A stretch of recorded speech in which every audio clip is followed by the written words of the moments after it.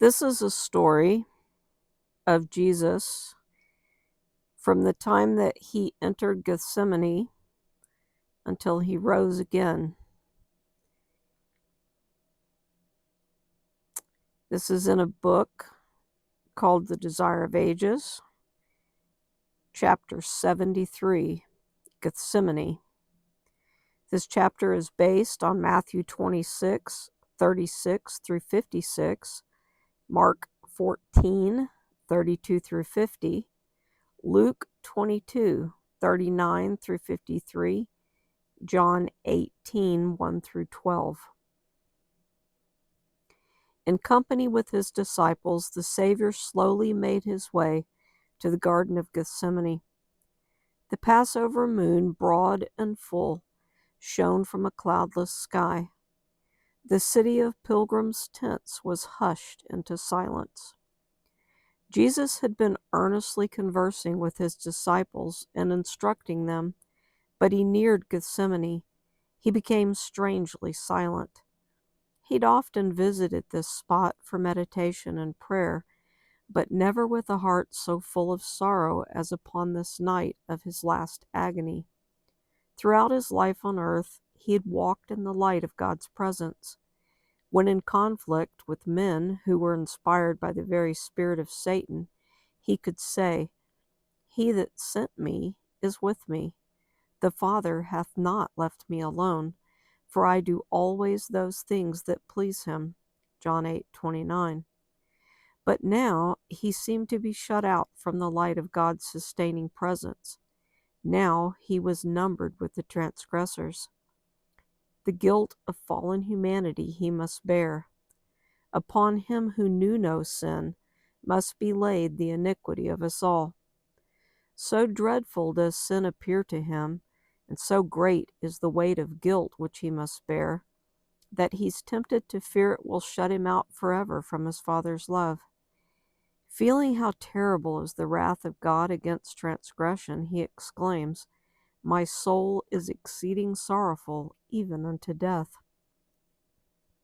As they approached the garden, the disciples had marked the change that came over their master.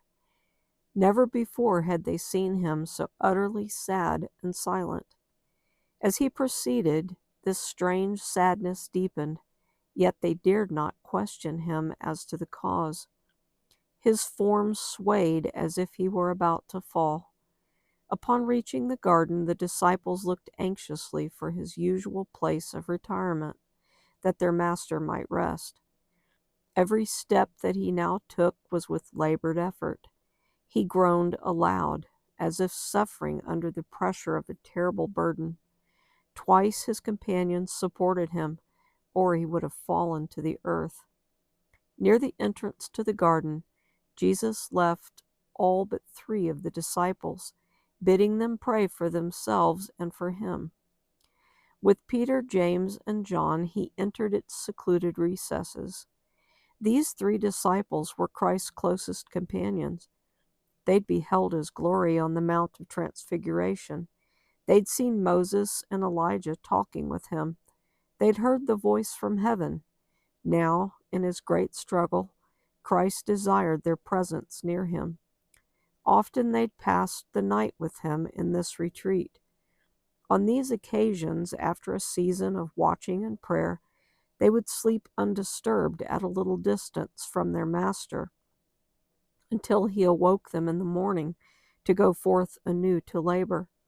But now he desired them to spend the whole night with him in prayer. Yet he could not bear that even they should witness the agony he was to endure. "Tarry ye here," he said, "and watch with me." He went a little distance from them, not so far but that they could both see and hear him, and fell prostrate upon the ground. He felt that by sin he was being separated from his Father. The gulf was so broad, so black, so deep, that his spirit shuddered before it. This agony he must not exert his divine power to escape. As man, he must suffer the consequences of man's sin. As man, he must endure the wrath of God against transgression. Christ was now standing in a different attitude from that in which he'd ever before stood. His suffering can best be described in the words of the prophet, "Awake, O sword, against my shepherd, and against the man that is my fellow, saith the Lord of hosts."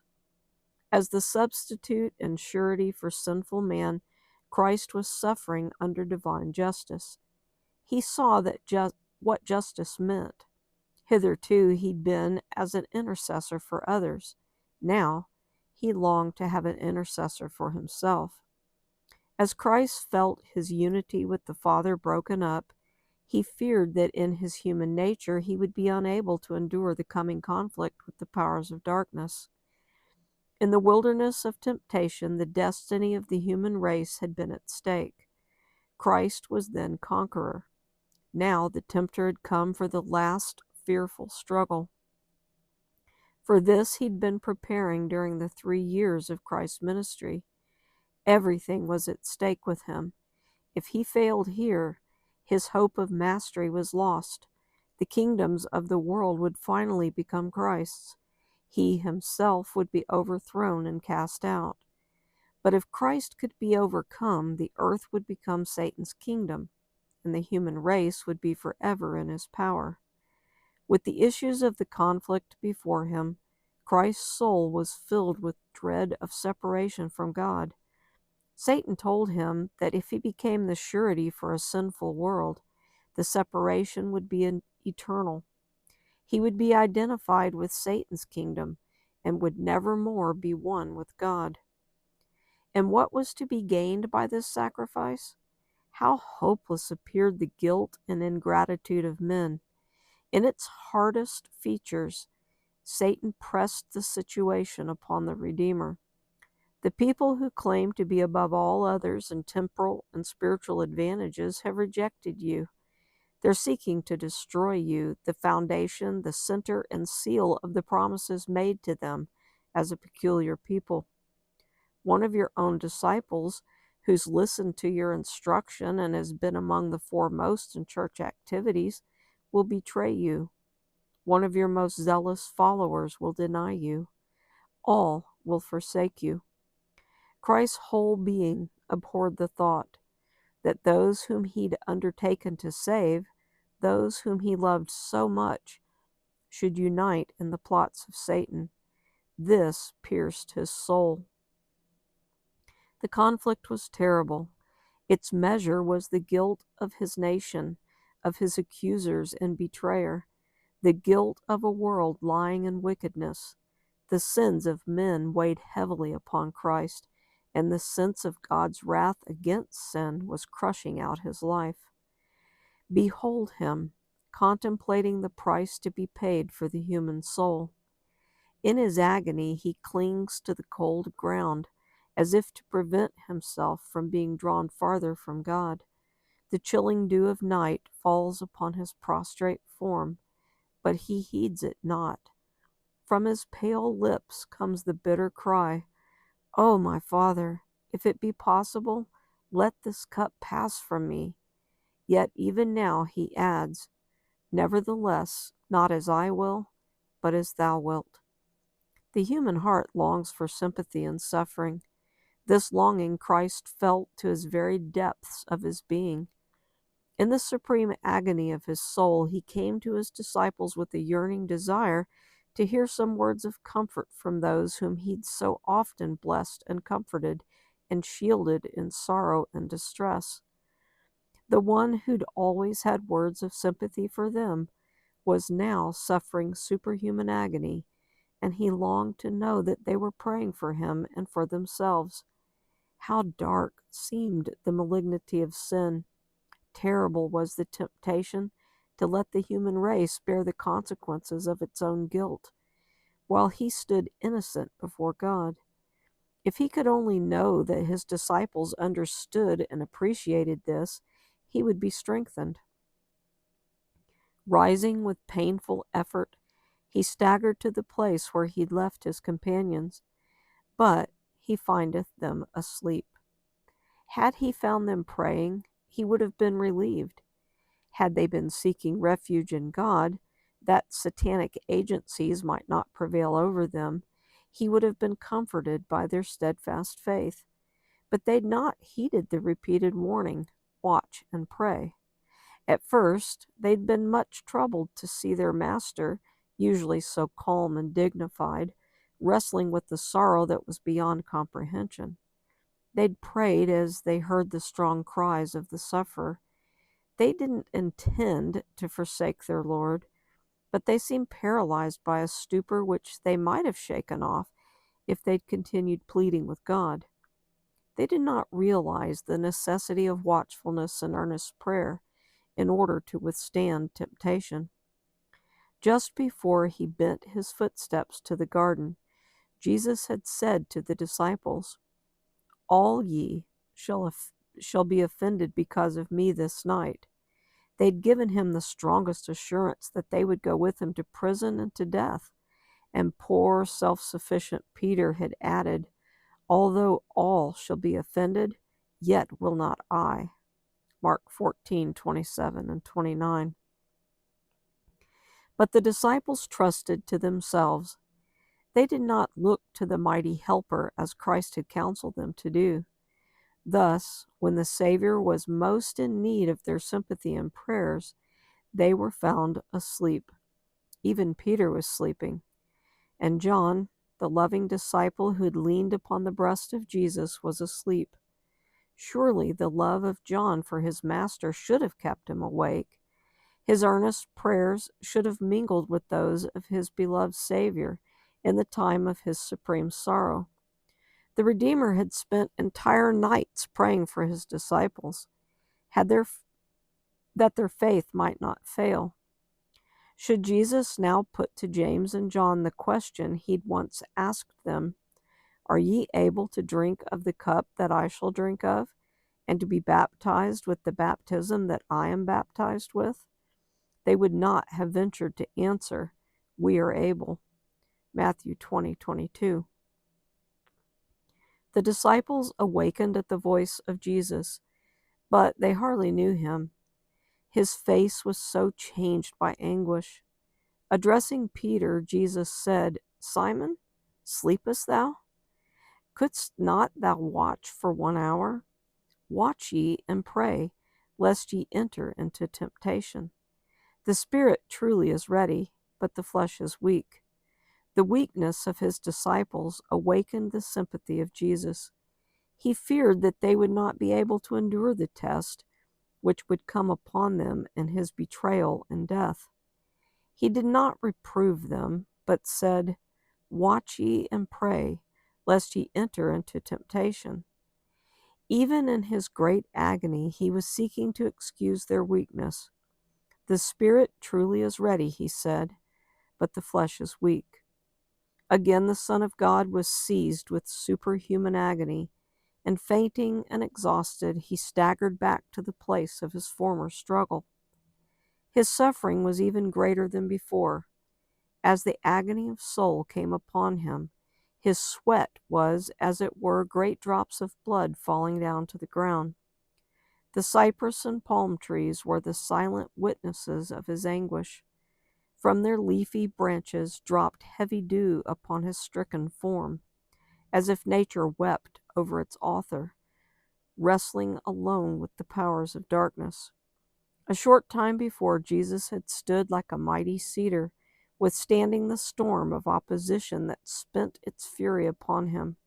Stubborn wills and hearts filled with malice and subtlety had striven in vain to confuse and overpower him.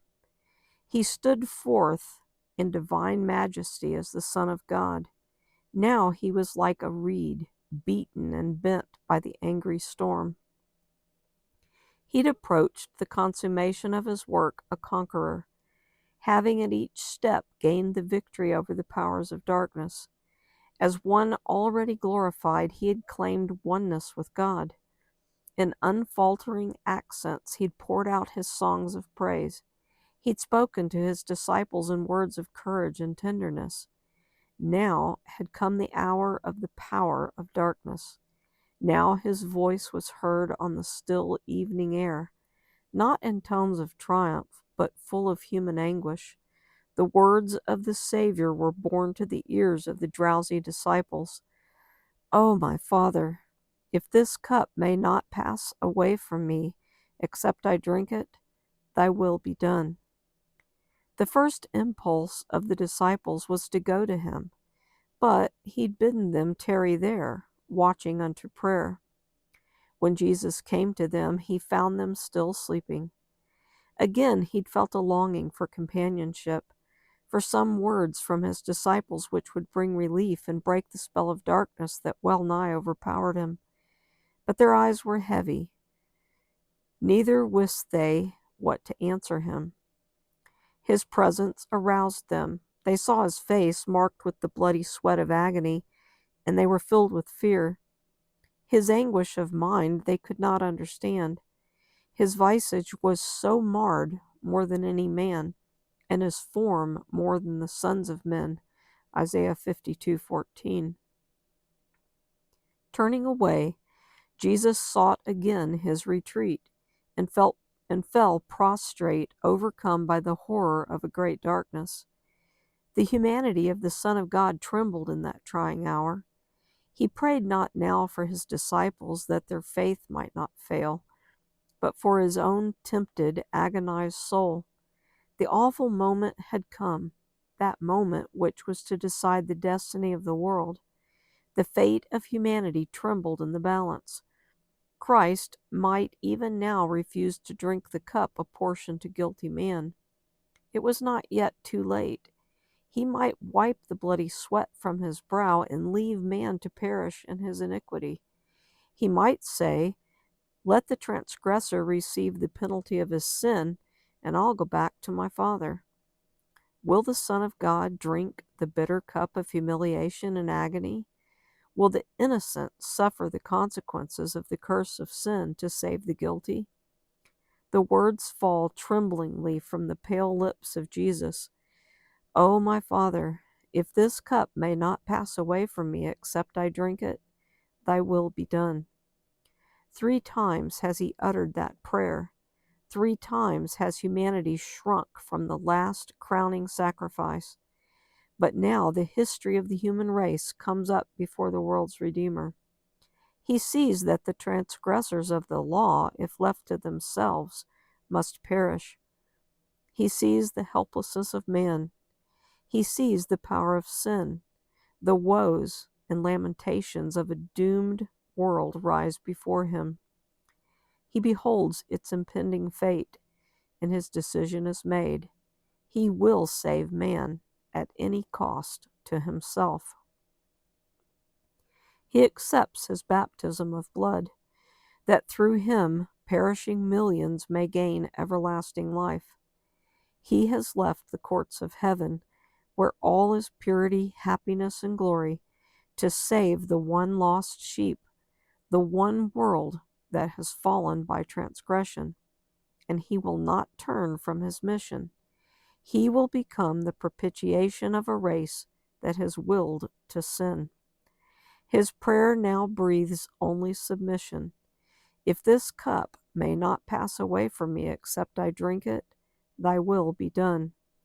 Having made the decision, he fell dying to the ground, from which he had partially risen.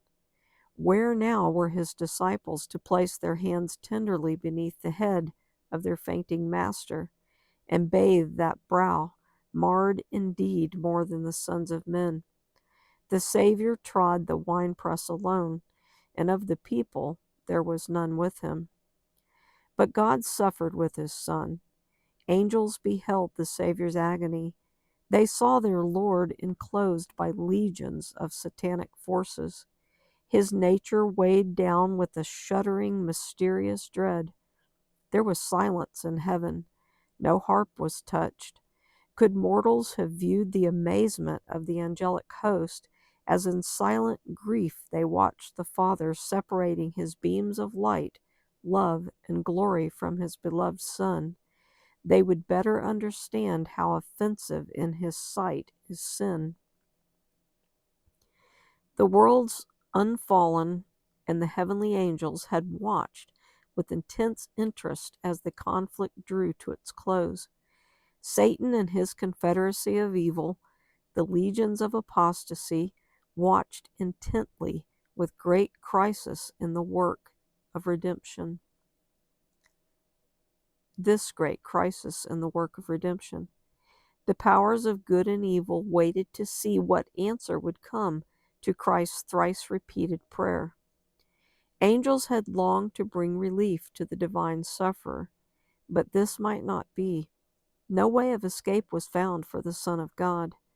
In this awful crisis, when everything was at stake, when the mysterious cup trembled in the hand of the sufferer, the heavens opened.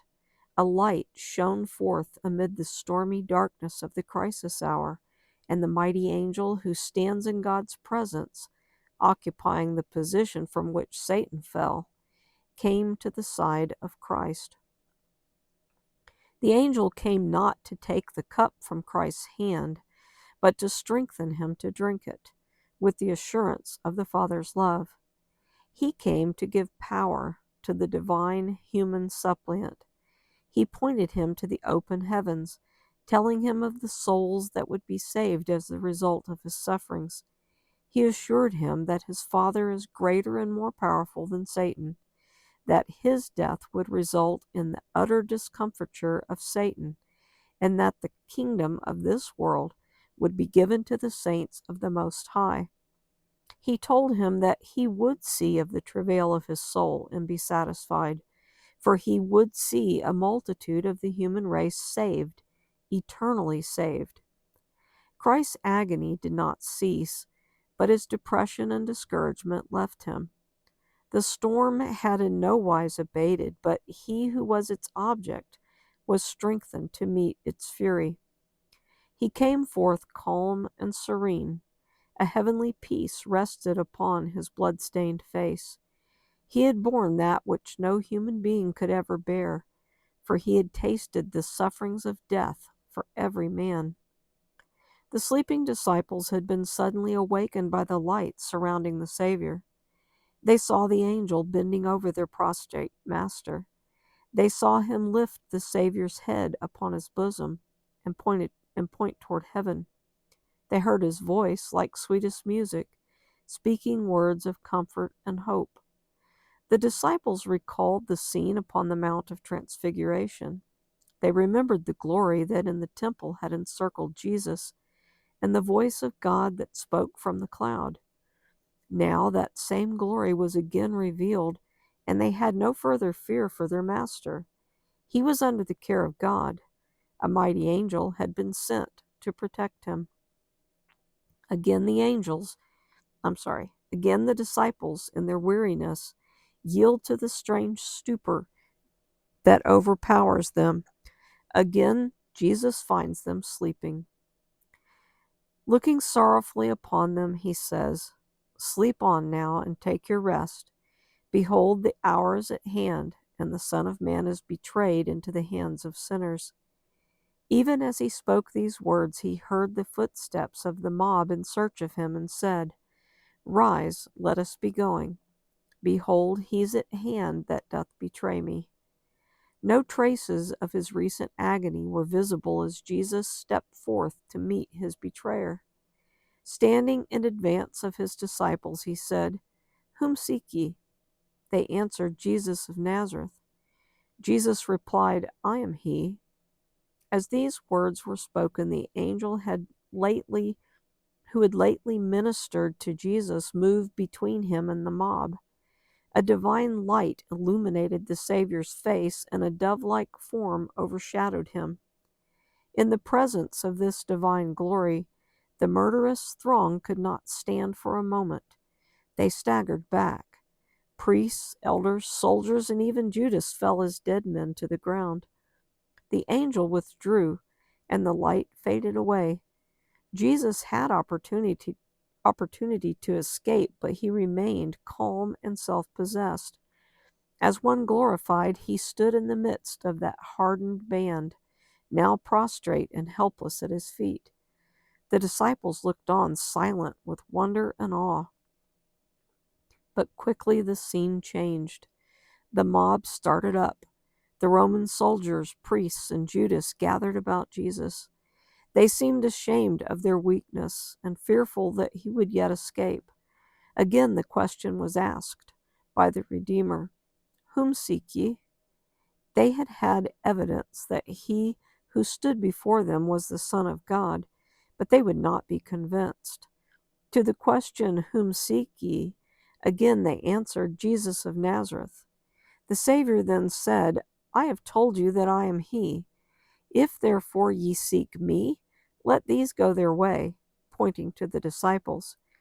He knew how weak was their faith, and he sought to shield them from temptation and trial. For them, he was ready to sacrifice himself. Judas the betrayer did not forget the part he was to act. When the mob entered the garden, he had led the way, closely followed by the high priest. To the pursuers of Jesus, he'd given a sign saying, "Whomsoever I shall kiss, that same is he, hold him fast." Now he pretends to have no part with them. Coming close to Jesus, he takes his hand as a familiar friend. With the words, "Hail, Master," he kisses him repeatedly and appears to weep as if in sympathy with him in his peril. Jesus said to him, "Friend, wherefore art thou come?" His voice trembled with sorrow as he added, "Judas, betrayest thou the Son of Man with a kiss?" This appeal should have aroused the conscience of the betrayer and touched his stubborn heart. But honor, fidelity, and human tenderness had forsaken him. He stood bold and defiant, showing no disposition to relent. He'd given himself up to Satan, and he had no power to resist him. Jesus did not refuse the traitor's kiss. The mob grew bold as they saw Judas touch the person of him who had so recently been glorified before their eyes. They now laid hold of Jesus and proceeded to bind those precious hands that had ever been employed in doing good.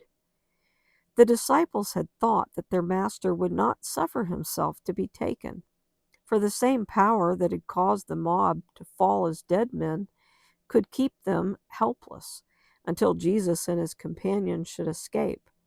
They were disappointed and indignant as they saw the cords brought forward to bind the hands of him whom they loved. Peter, in his anger, rashly drew his sword and tried to defend his master, but he only cut off an ear of the high priest's servant. When Jesus saw what was done, he released his hands, though held firmly by the Roman soldiers, and saying, "Suffer ye thus far," he touched the wounded ear, and it was instantly made whole. He then said to Peter, "Put up again thy sword into its place, for all they that take the sword shall perish with the sword. Thinkest thou that I cannot now pray to my Father, and he shall presently give me more than 12 legions of angels?" A legion in place of each one of the disciples. Oh, why, the disciples thought, does he not save himself and us? Answering their unspoken thought, he added, "But how then shall the scriptures be fulfilled, that thus it must be? The cup which my Father hath given me, shall I not drink it?" The official dignity of the Jewish leaders had not prevented them from joining in the pursuit of Jesus. His arrest was too important a matter to be trusted to subordinates. The wily priests and elders had joined the temple police and the rabble in following Judas to Gethsemane. What a company for these dignitaries to unite with! A mob that was eager for excitement and armed with all kinds of implements, as if in pursuit of a wild beast. Turning to the priests and elders, Christ fixed upon them his searching glance. The words he spoke they would never forget as long as life should last. They were as the sharp arrows of the Almighty. With dignity he said, "You come out against me with swords and staves as you would against a thief or a robber. Day by day I sat teaching in the temple. You had every opportunity of laying hands on me, and you did nothing. The night is better suited for your work. This is your hour and the power of darkness. The disciples were terrified as they saw Jesus permit himself to be taken and bound. They were offended that he should suffer this humiliation to himself and them. They could not understand his conduct, and they blamed him for submitting to the mob. In their indignation and fear, Peter proposed that they save themselves. Following this suggestion, they all forsook him and fled. But Christ had foretold this desertion. Behold, he said, the hour cometh, yea, is now come, that ye shall be scattered, every man to his own, and shall leave me alone. And yet I'm not alone, because the Father is with me. John 16:32. The next chapter is entitled Before Annas and the Court of Caiaphas, and it will be in the next video.